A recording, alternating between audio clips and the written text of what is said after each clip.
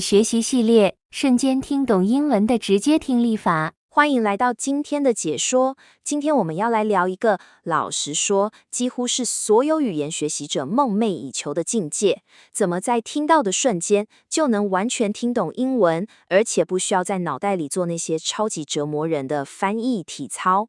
想象一下，你不用再耗尽脑力去把每一个字转换成中文，而是能像母语人士一样，非常自然、直觉地接收讯息。这听起来超棒的，对吧？准备好要重新训练你的大脑了吗？我们开始吧。好，我们这就来深入探讨。我们今天的蓝图非常具体，总共分成6个阶段。首先是翻译陷阱，接着来看看什么是直接听力法，然后是选择你的热情所在，3步骤听力循环，如何赢得心理战，最后就是带你走向真正的流利之路。我们会一步一步来帮你重新接上大脑的语言回路。先来看看第一部分，翻译陷阱。这绝对是阻碍你真正流利的最大绊脚石。我们必须先面对这个大家都经历过的痛点。当你试着在快节奏的对话里想要跟上对方的时候，那种因为大脑还在翻译而产生的卡顿感，真的会让人觉得非常挫折。让我直接问你一个问题：当你听到别人说英文的时候，你的大脑是不是会立刻砰一声，马上开始试图把听到的每一个字都翻成中文？那个短短的延迟，那个无可避免的停顿，就意味着你永远都在对话里面苦苦追赶。毫无疑问，这就是让你一直觉得自己不够流利的最大元凶。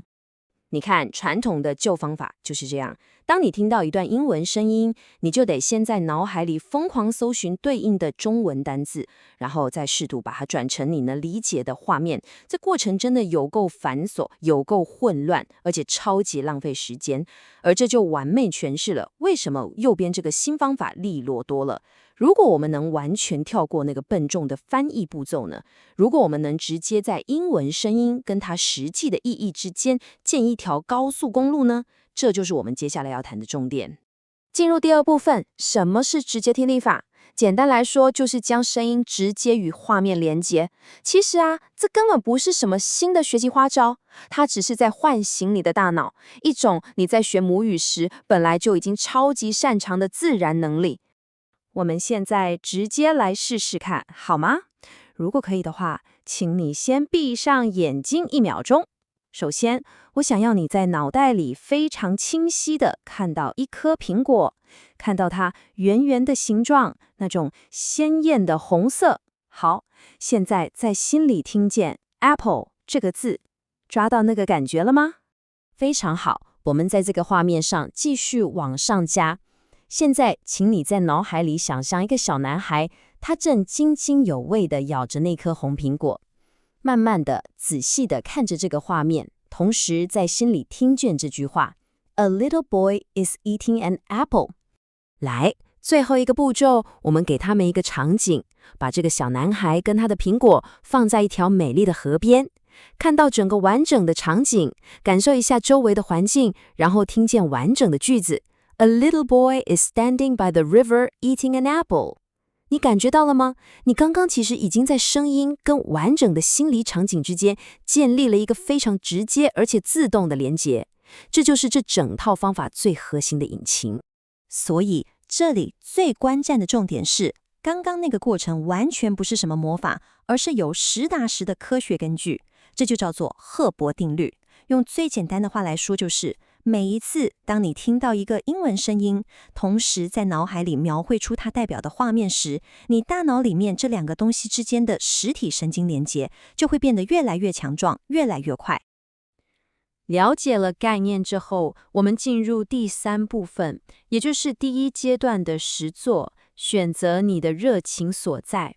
在你要开始做任何实际的听力练习之前，挑选正确的教材绝对是最关键，但也最容易被大家忽略的第1步。听好喽，这里有几个绝对不能妥协的规则。首先，请把你手上那些专门给语言学习者看的标准教材丢掉，你必须去听、去看那些本来就是做给母语人士看的真实内容。而且最重要的是，这必须100%基于你的个人兴趣。如果你爱打电动，就去看国外的游戏实况；如果你超爱做甜点，就去看烘焙节目。挑选一个你真正热爱的主题，然后决定你要精通它。为什么？因为如果你对内容一点兴趣都没有，你的大脑根本就不会理你，它会直接罢工的。第4部分，3步骤听力循环。教材选好了，接下来进入真正的执行阶段。我们实际上到底该怎么做？接下来要介绍的这个练习循环，就能帮你把刚刚说的那些直接连结，通通建立起来。现在关于这个概念最有趣的地方是，你在脑袋里想的那个画面，绝对不能只是一张平平的、无聊的2D 照片，它必须是丰富的，是有层次的，这样它才能死死地粘在你的大脑里。这包含了视觉上的背景故事，你看到它的时候有什么情绪反应，里面有没有什么隐藏的文化元素，更重要的是，它怎么跟你自己的个人经验和经验产生共鸣。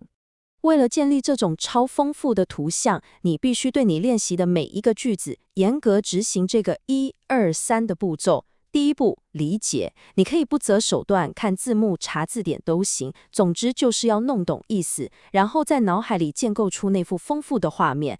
第二步，听清楚。现在把刚刚查到的意思全部丢掉，100%死盯着那个声音，重复播放，放慢速度，直到你听清楚每一个细微的发音。最后第3步，连结，用正常速度再听一次。当你听到那个声音的瞬间，立刻在脑袋里叫出刚刚建立的那个丰富画面，这就是把桥搭起来的最关键步骤。听到这里，你心里可能在想，哇塞，光是一句话就要搞这么多事，这也太累人了吧？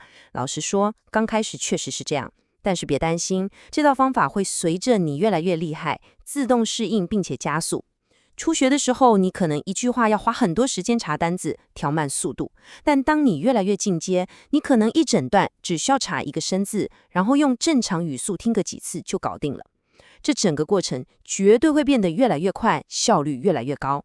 接着是第5部分，赢得心理战。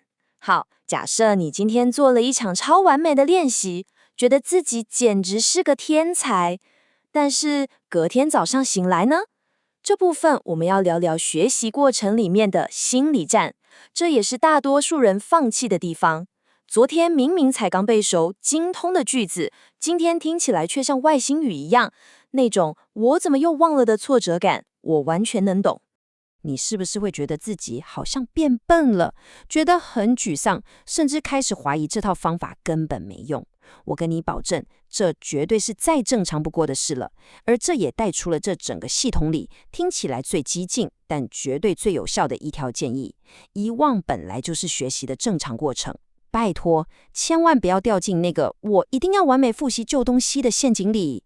遇到忘了的东西，解决方案不是回头去死钻牛角尖，而是相信这个过程，直接大步往前走，去学下一个新句子。